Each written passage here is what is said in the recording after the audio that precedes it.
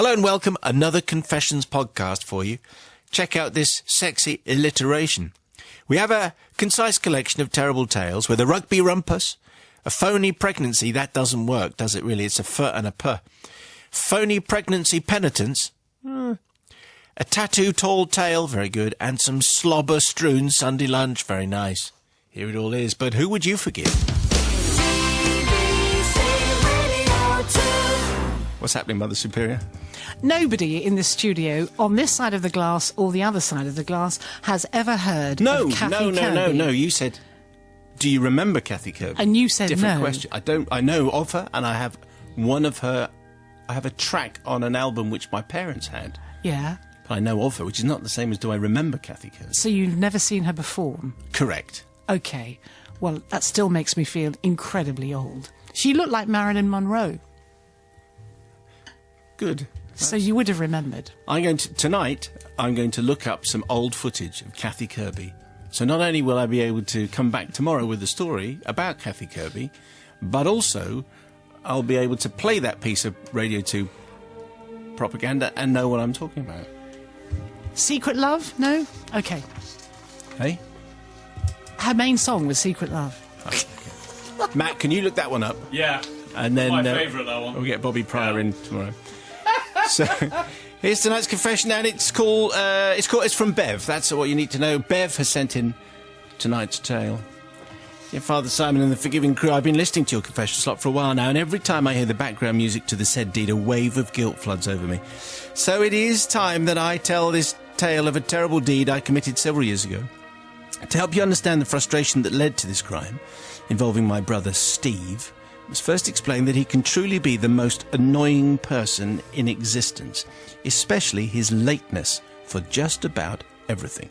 No matter how much you express the need for him to be on time, he is always late. So, the confession. I am very much a family person, and I love nothing more than to cook a fantastic Sunday roast and invite everybody round. As most people will know, a successful roast dinner is all about timing. So the day in question, we were eating at 2 p.m. By 1:30, the smell of roast lamb, roast potatoes, parsnips and veg was wafting through the house, and almost everyone had arrived. Everyone apart from Steve. He still had 30 minutes to go before we sat down to eat, so I rang him to remind him not to be late. I'll be there, he said. I'm leaving now. He lived, you should know, 10 minutes away. By 1:55, I was putting the serving dishes onto the table and the guests took their seats. All except Steve's seat, which remained empty due to the lack of his presence. By 2:05, we were all tucking in, and me, being the caring sister, and despite being a little cross, dished up a plate of food for Steve before it was all eaten. By 2:40, everyone had cleared their plates, except Steve's, which of course remained piled high with food because he still hadn't had the decency to turn up. I was by now feeling just a little miffed with him, despite the fact that I should have known this would happen, as it wasn't the first time. As I cleared the plates and dishes away, Beano, our black Labrador, sat waiting for any leftovers. I fed him some dog food, but after slobbering all over it, he showed more interest in sniffing the aroma coming from Steve's delicious-smelling plate, which still contained his full roast dinner with all the trimmings. By 3:15, the washing up was done and the family retired to the lounge. I was in the kitchen making coffee when suddenly a wave of righteous anger came over me. How dare Steve constantly be late for absolutely everything? I'd gone to a lot of trouble to cook lunch, so with that I picked up Beano's slobber-covered bowl from the floor and tipped the entire contents of Steve's roast into it. That'll show him, I thought. He won't have any dinner. However, at that exact moment, my son Jack shouted, "Mum, Uncle Steve's in the drive!" So without a second's thought, I tipped the roast dinner back from Beano's bowl, which was still in my hand, complete with the uneaten dog food and copious amounts of slobber. It's a lovely picture. Onto Steve's plate, heated up some gravy, poured it all over the now even meatier meal and served it up to my brother. As Steve tucked in, I had to hide in the kitchen for fear my guilty face would tell him something was wrong. But no, he scoffed a lot, declared it to be fabulous. And so it is, I asked forgiveness not just for what I did to Steve, no side effects that I'm aware of, but also forgiveness for depriving Beano, my lovely black Labrador, for the full Sunday roast. I hope the crew are feeling in a forgiving mood and promise to all my family and friends that I have never interfered with their dinner. But, Steve, if you're listening, I can promise if you're late, I shall do it again next time. So it's sort of a confession and sort of not. I don't think Steve knew until just now that this particular meal contained fabulous food, some dog food, and an awful lot of saliva. Slobber. Slobber is better than saliva, like the word isn't slobber. it? Because you can see it sort of falling from the jowls of the dog as it rumbles through the house. Foamily, that does imply it's got rabies. Does it? Yes. Okay. So let's Not foamily then. It probably wasn't a rabid dog, as far as we're aware. It can be really, really annoying when people always turn up late, and it does tend to be the same people, doesn't it? And they never have an excuse. It's a bit bizarre though. He said he was leaving and he lived 10 minutes away. That he was so late. What was so he maybe up to? maybe something went wrong. But I think in a way she should have told him what she'd done, or told him that she was really angry and that he shouldn't do it, rather than just give him the meal and pretend it's all right, because then he'd just do it again. I think, though, it was fine. Dog food is fine for human consumption, isn't it? As is slobber. And is slobber okay? I think slobber's fine. We don't know about dog slobber.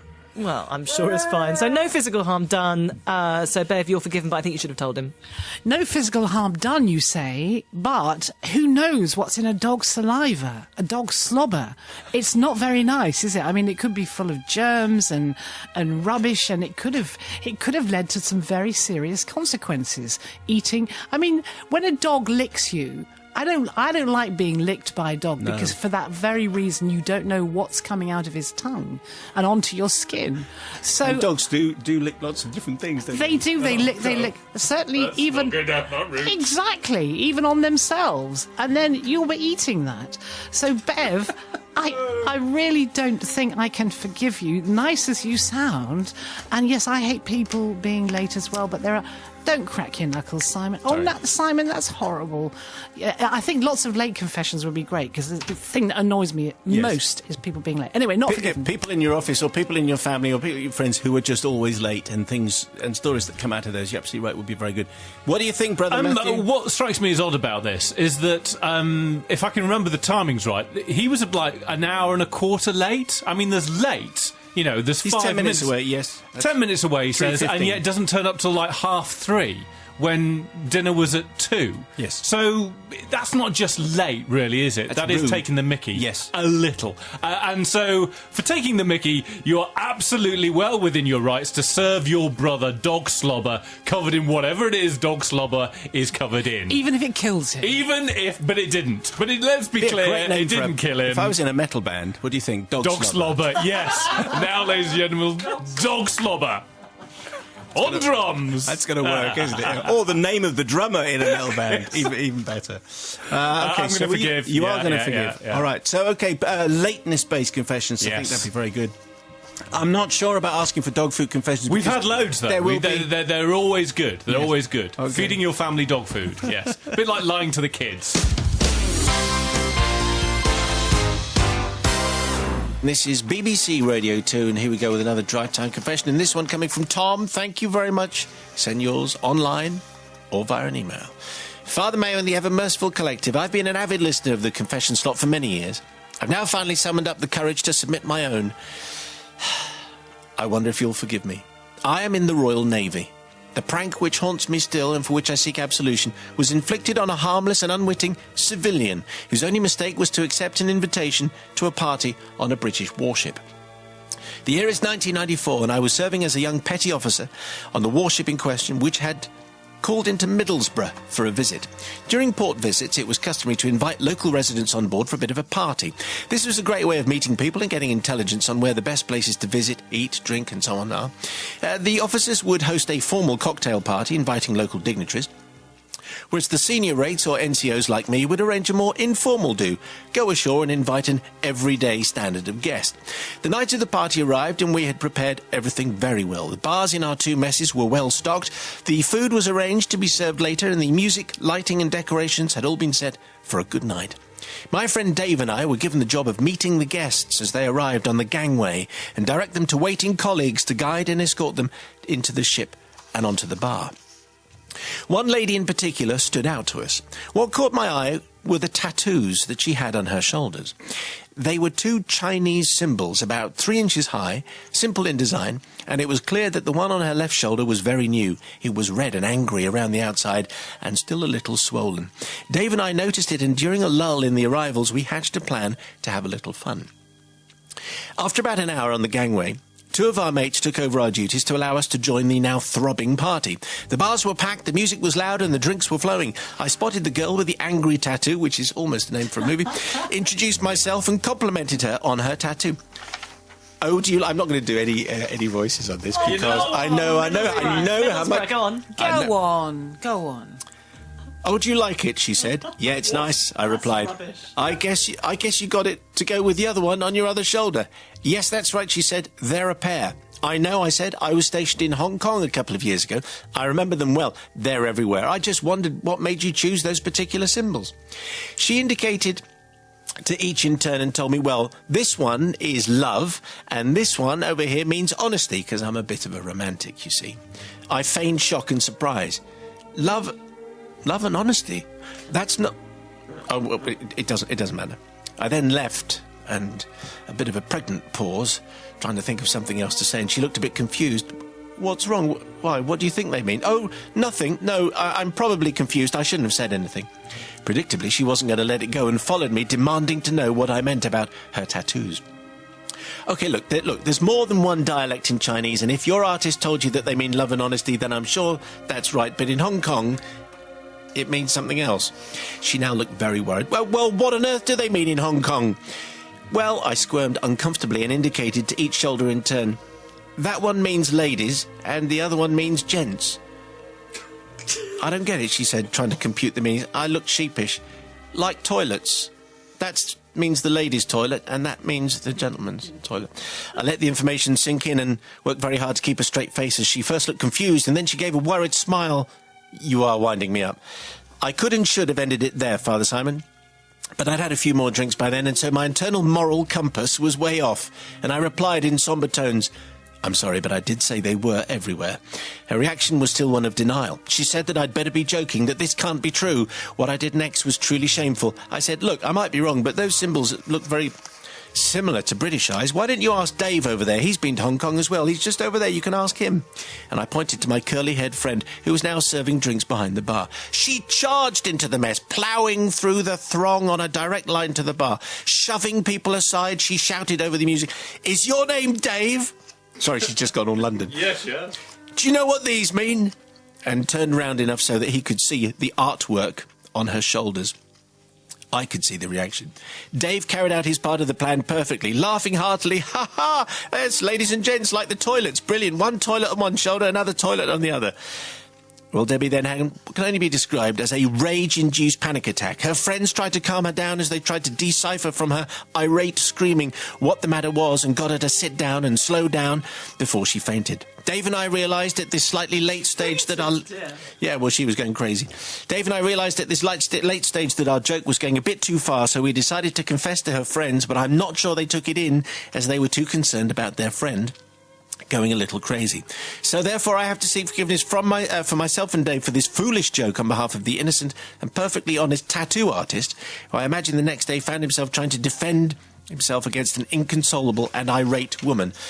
Most of all, of course, from the lady in question, who arrived excited at the prospect of meeting a handsome sailor, but left in tears, convinced that she had been indelibly marked with the Chinese sign for a public convenience. I hope her friend was able to convince her that we were just idiots and that all was fine. I'm truly remorseful of what we put her through, and since that day I've been commissioned as an officer, and am therefore much more sensible, reserving any such pranks for fellow armed service members only, and never civilians. I must humbly throw myself at the mercy of the assembled collective to grant forgiveness and help rid me of this ever-present shame. So the tattoos were indeed what she thought they were. A nice romantic little tattoo, if indeed that is a thing, and Not Yeah, really anything to do with public toilets. I normally am very ready to forgive amusing pranks, and that was an amusing prank, actually. But at the point when you said she fainted and she left in tears, she was clearly upset. I mean, he did, as he said earlier, his moral compass went out the window. There was a point where he could have ended it, and he should have done. I think the Dave thing was a bit over the top and a bit mean. So I think, very unusually, Tom, because it was actually hilarious, I'm not going to forgive you on this occasion. I bet there are quite a few occasions where someone thinks that they've got, the Chinese symbols for But presumably peace and love you and do your understanding. research, don't you, before you have a tattoo done? Do you? Well, I think so. Or a couple of beers. One of the two. Anyway, Mother Superior, have you got any tattoos? Yeah, I have, and as I've said to you before, I've got one, but I am not going to tell you where it is, okay? Because so I think one is fine. But I think this lady sounds to me to be quite gullible, actually. I mean, it was a joke. If someone had come up to me and said, "Oh, I love your tattoo there," actually, not many people can see mine. But where would you be? Yes, exactly. I would say, well, yeah, it means this. And if they said, well, it doesn't, I wouldn't necessarily believe them. No. Do you know what I mean? So I think she was quite gullible to believe what this man said. And actually, I don't know. I don't think it was that. I mean, to faint is a bit of an overreaction, I think, to something like that. So I am going to forgive you simply because I think it was just a joke which was taken far too seriously. Have you got the Radio 2 logo tattooed? I have, actually. And in fact, I'm thinking of getting you done just underneath your little face. It's 88 to 91 Yes, FM. at the Simon Drive Mayo time. show, yes. Brother Matthew, what do you think about this I think, naval frankly, if you're dumb enough to get something inked onto your skin that you're not sure what it means, then you have everything that's coming to you. I know I remember being in Tokyo, and this guy coming up to me when he found out I was English, and he was Japanese, and he was wearing a leather jacket, and he thought it was very cool to have English words on the back of his leather jacket, and he had mushroom filter written on the back of it, and he thought that was amazing, and that I would be really impressed. But it's the flip side to what happens here. Loads of people get stuff inked onto their skin that they've no idea what it means, and when someone says ladies and gents, they go, oh right, really? But she did know what it meant. Well, she thought it meant love and honesty, and if she knew it meant love and honesty, then the prank wouldn't have worked. So she wasn't sure, so frankly, it was always coming to her, and Tom, you're absolutely forgiven. Here's tonight's confession. The music is playing. This comes from Claire. Claire, thank you very much indeed for tonight's tale. Dear Father Simon and the Holy Collective therein assembled. A recent confession from a listener has really caused a bit of a jolt. A jolt and indeed a pang of guilt. I get them occasionally, but you've made it much, much worse. Maybe by bearing my soul it'll all go away, but then maybe not. So here goes anyway. 20 years ago I was a student at an average sort of university, doing averagely well. I was studying philosophy, which was fine if ultimately pointless.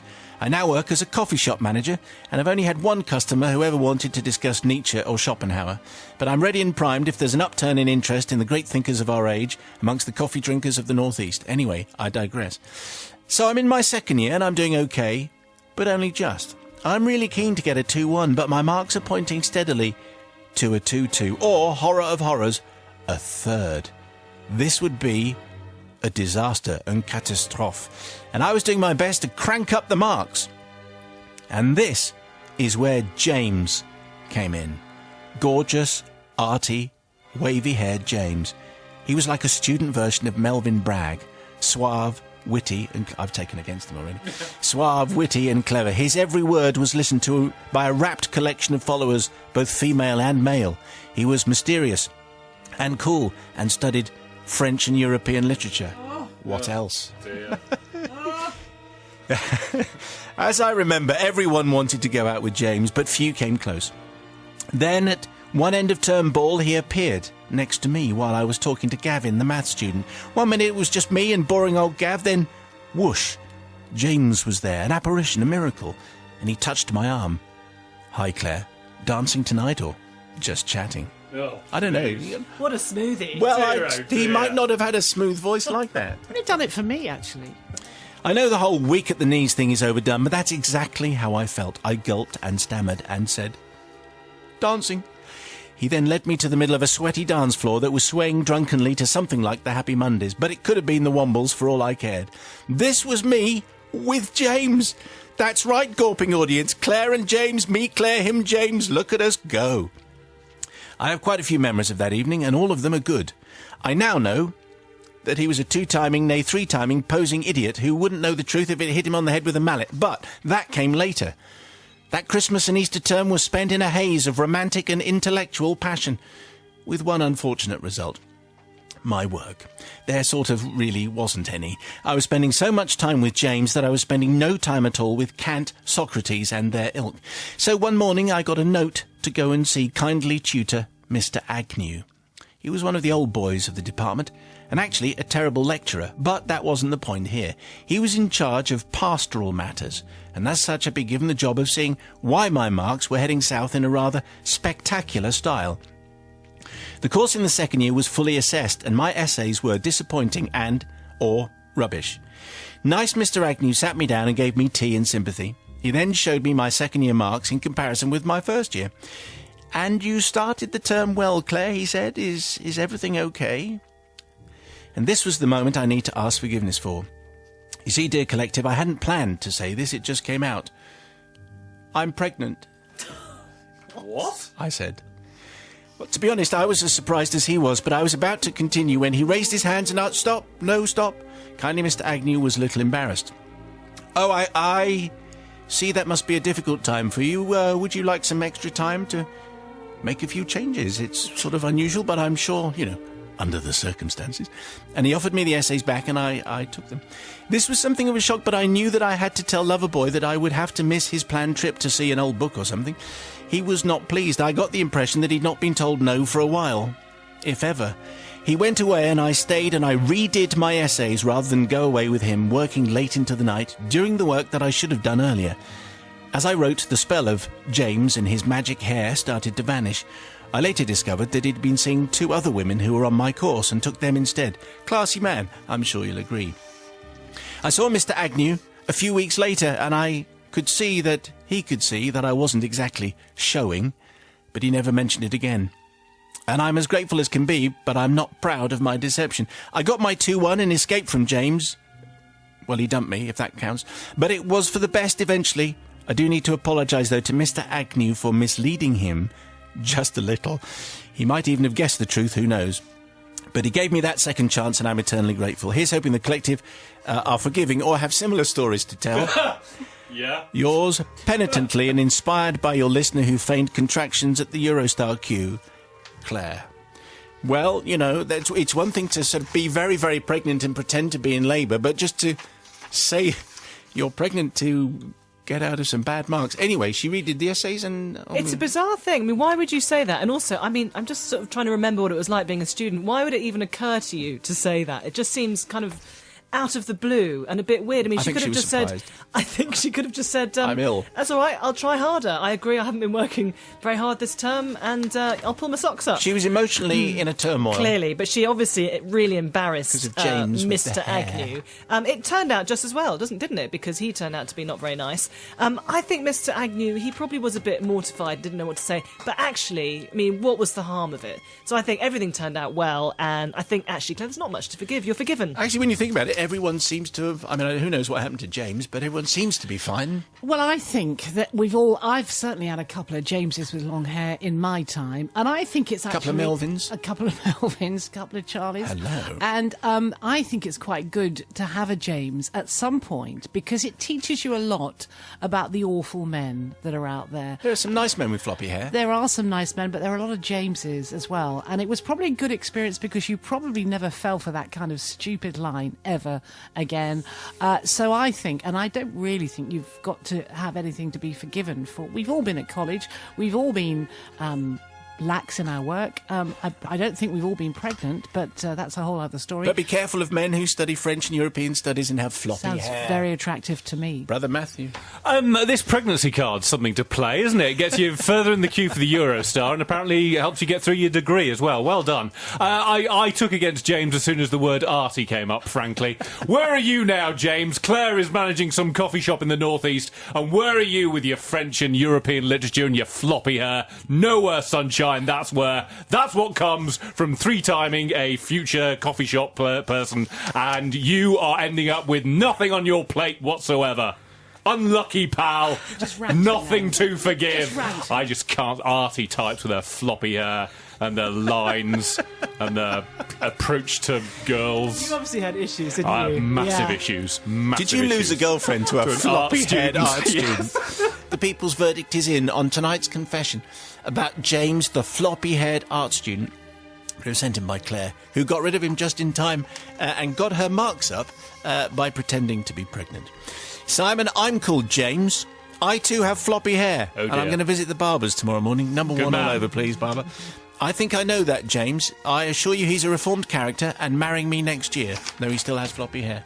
And James Sawnby, Simon and colleagues, I do my best. I check your homework. I set my weekly calendar around moshing commitments. I did a proper degree too, in fact. And what happens? My name becomes a euphemism for all that's bad in male students. Floppy hair's the lot. Enough, I say. Nikki says, not forgiven. I work for a university in falsifying extenuating circumstances. It's cheating. Not to be tolerated. Not forgiven, Simon. How many others struggled with genuine personal issues and didn't get that sort of a reprieve, says Pinky. Claire forgiven. Matt's rant, however, isn't. David. Oh, dear. Simon and the Collective, I love this confession, and sorry, Matt, but I only go for the arty floppy hair guys. They all do. That's why There. he's so angry. Yeah. They're the best. I did go to art college, though, so forgiven tonight, as it was a good line. Sue on her way home. Thank you very much indeed. This is Radio 2. It's a drive time confession. Send yours via email or via the website bbc.co.uk/Radio 2. Look for the drive time pages. Take part in the show is the bit you're looking for. Dear Father Simon and the Holy Collective, this is from Dave. Thank you, Dave.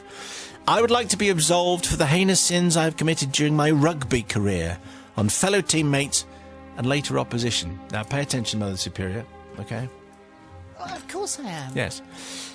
You might get lost technically, but actually it won't alter the substance of the thing that Dave is trying to be forgiven Does for. it involve science and maths? No, none at all. Oh, that's. I'll be all right then. My confession starts back in 1985 when playing rugby for a local Colts rugby team. We had a fantastic season, reaching the County Cup final under our coach, Bob, a stalwart of the club, bringing on young 19-year-olds such as myself into the game.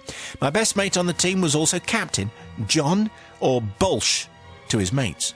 Because everyone in sport has to have a nickname. Yes, don't they do. Yeah, That's Bolsh. That's, yeah. I've not heard that one before. Shouldn't be Bolshi. Should it? maybe short for Bolshevik. Maybe he's a well-known lefty. Yes, that's probably the reason why. A well-known yes. Leninist. Yes. Because when you think of rugby, you think of left-wing You politics. do, all the time. Yeah.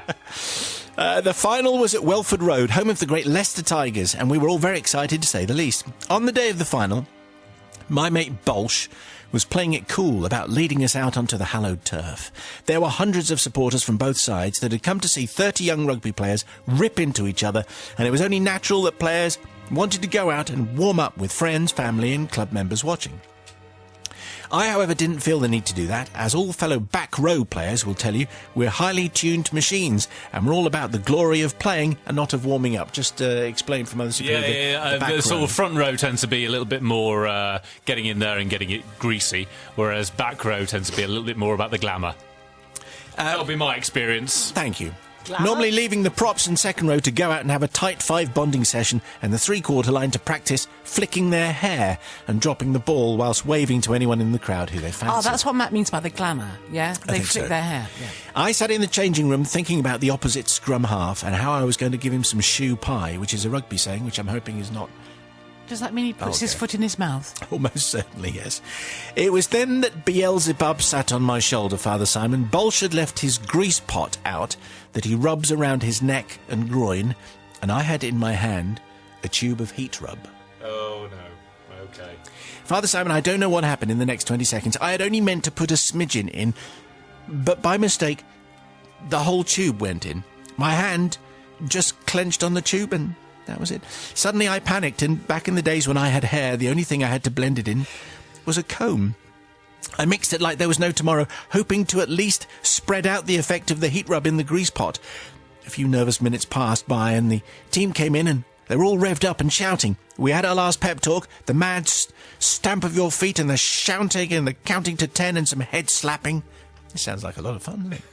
I noticed that Bolsh hadn't used any of his toxic mix yet. I was relieved. It seemed as though I was going to get away with it after all. Then the ref knocked on our door. This was it. Bolsh, taking his captain's role very seriously, turned and shouted, "Let's do it!" But you have to say it's an inspirational speech. He charged to the changing room door, and just before he left the room, he stopped, turned round, stuck his whole hand in the grease pot, got out the most copious amount of homemade napalm, and smothered it around his groin, forehead, and everywhere. Yes. I have to say, being a number 8 in rugby, it was part and parcel of the game to get into trouble. But this was something else entirely. As Bolsh stood by the changing room door, he started smearing it on the rest of the lads as they ran out, wildly staring into their eyes, shouting big sweary words of support and trying to psych us all up. All through the match, Bolsh was glaring like headlights of a 1985 Ford Cortina, complaining of swollen body parts. Props were growling about their eyes being on fire, but it seemed to do the trick because we won by 20 points to 10. And everyone on our side relieved, none more so than myself, that no one had gone to hospital with third-degree burns of the groin or anywhere else, come to that. When Bolsh gave his victorious speech, everyone cheered. He also added if he caught whoever it was that tainted his pot, then they'd get a slap. But being a number 8 part of the back row, Father Simon, we thought we had diplomatic immunity, to be honest. So I thought discretion was the better part of valour, and I have kept this secret for near on 30 years. So now it is time to tell Bolsh and everyone else that it was me who sort of accidentally spiked his pot, although not really accidentally at all. Simon, I suspect retribution has already been served, as in my mid-20s my hair has started to fall out, no doubt from using a comb covered in homemade napalm. But I leave it to you in the holiest of the collectives to absolve me, yours sinfully, Dave, who accidentally put that heat rub into the grease pot. There's a lot going on in that confession. Yes. I've got a few questions. Why would Dave want to do that to his captain and risk that his team would lose? Why do you have to put it on your head, this grease? And I think it's because people grab hold of you, and it's so that your head, so then you can't slip out of their grip. can't actually get hold of someone because it's all greasy. And my third question is, Yes. where on the other players was the captain rubbing the cream? So anyway, Matt's in charge of sport. What do you think, Matt? I'm going to say, I think the only one who was rubbing it on his groin was the one whose pot it was. right, okay, Yes, thank that you was very much. Bolsh. So it sounds like this is the kind of thing that always happens in rugby changing rooms, doesn't it? It's the lads. And they did win, so I don't think there's much to forgive. So Dave, you are forgiven. Yes, Yeah, well, now it's a don't period. get me wrong. I quite like a game of rugby. Yeah. I mean, of all the sports there are out there, I quite like watching rugby because the men are usually big and beefy and quite fearless and courageous, and a woman likes that in a man. Right. But do you know what? This confession, I don't care. They're just boys messing around in the dressing room, having a laugh, having a lark, putting the hot bits on your cold bits, trying to make your eyes water. Are they all from London? Well, I don't know. Having But, a laugh? I really don't care. You boys, silly sport boys, and you're forgiven. Didn't follow the philosophical logic there. What do you say, brother? I Matt? would say, Dave, that's probably not your real name. We've probably changed your name, or you've changed your name. But I'm going to guess that Bolsh is not that common a nickname. So Bolsh they're knows going who he to is. know who you are. So you're in for a little bit of retribution, I would have thought. And we know he's bald. And you're losing your hair as well. It also wasn't an accident. You did it. You knew what you were doing. And if it was truly an accident, you'd have said, do you know what? I've put some deep heat into your grease, and so don't put any of that around your bit. So you did it anyway. So frankly, you've got it all coming to you, mate. I could forgive you or not forgive you. It's not going to matter because it's all going to be very painful for you very soon. Would that be fairly standard for rugby players to grease themselves up? There's a lot of greasing going on in rugby dressing rooms. So you can't get hold of someone properly by the head because you're being smeared It's all that, the and it's time. also it's a sweat thing as well. So we'll do rugby-based confessions. Deep heat. I'm not sure how many deep heat-based confessions. Oh, we're gonna do. no. There are loads of those. Yeah. Bolshevik confessions. Yes. Were you a Bolshevik? Confessions from the left. How about that? That'll be fine. That was that. Forgiveness, very welcome, of course. You can send your confessions at any time.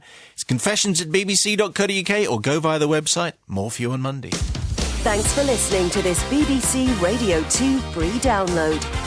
Now, why not try more? Jazz for me, I guess, is improvisation. My pick of the best in rhythm and blues. Music from Richard Thompson, Chris Wood and Pentangle, amongst many, many others. All at the BBC Radio 2 website.